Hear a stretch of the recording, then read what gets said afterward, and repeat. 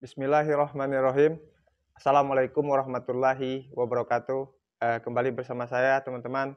Pada kesempatan ini saya akan menjawab suatu pertanyaan kepada saya yang mana beberapa waktu yang lalu ada seseorang bertanya dengan saya, apakah perjanjian lisan itu sah menurut hukum dan apakah apabila terjadi persoalan di kemudian hari, bisa digugat di pengadilan.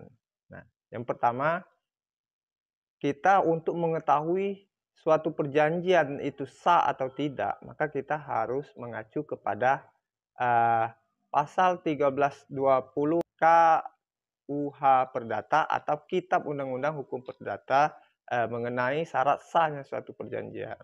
Nah, syarat sahnya suatu perjanjian menurut pasal 1320 KUH Perdata, yang pertamanya ini, eee, sepakat bahwa pihak-pihak yang membuat perjanjian ini harus sepakat terlebih dahulu mengenai apa yang diperjanjikan.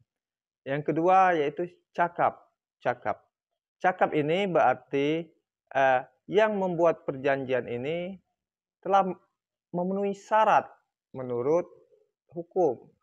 Yang seperti anak-anak yang di bawah umur itu belum cakap karena belum dewasa. Nah, yang selanjutnya, objek tertentu atau hal-hal tertentu, ini harus jelas. Misalkan, perjanjian mengenai, jual beli tanah, maka tanahnya di mana, harganya berapa, pembayarannya bagaimana, jadi harus jelas. Nah, yang selanjutnya, sebab atau kausa yang halal maksudnya, perjanjian atau isi perjanjian itu harus hal-hal yang tidak boleh bertentangan dengan undang-undang maupun kesusilaan. Nah, apabila kita melihat dari syarat sahnya suatu perjanjian, sebagaimana menurut pasal 1320 KUH Perdata tadi, tidak ada yang menyatakan perjanjian itu harus tertulis. Maka dengan demikian menurut saya perjanjian lisan ini sah. Nah, yang selanjutnya, apakah bisa digugat seandainya nanti di kemudian hari terjadi persoalan? Nah, tentu saja bisa.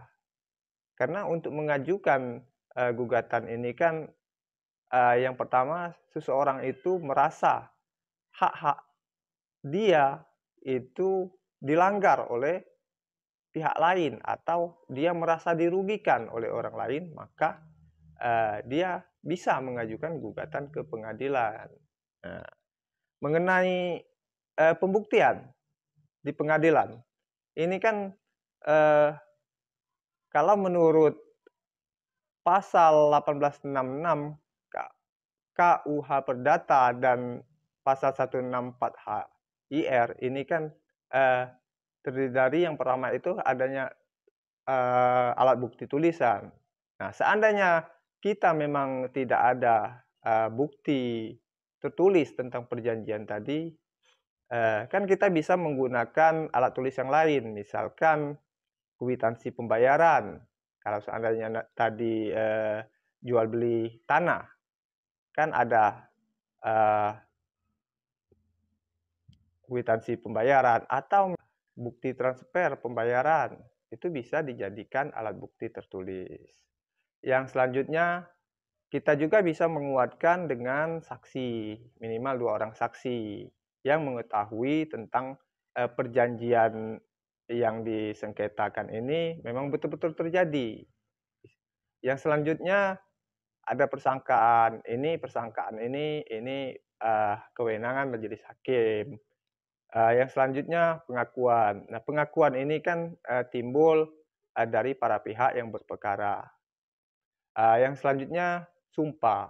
Nah, majelis hakim bisa meminta, baik penggugat atau tergugat untuk, bersumpah seandainya hakim, eee, merasa sumpah ini diperlukan karena belum cukup untuk membuktikan apa yang, didalilkan ataupun sanggahan.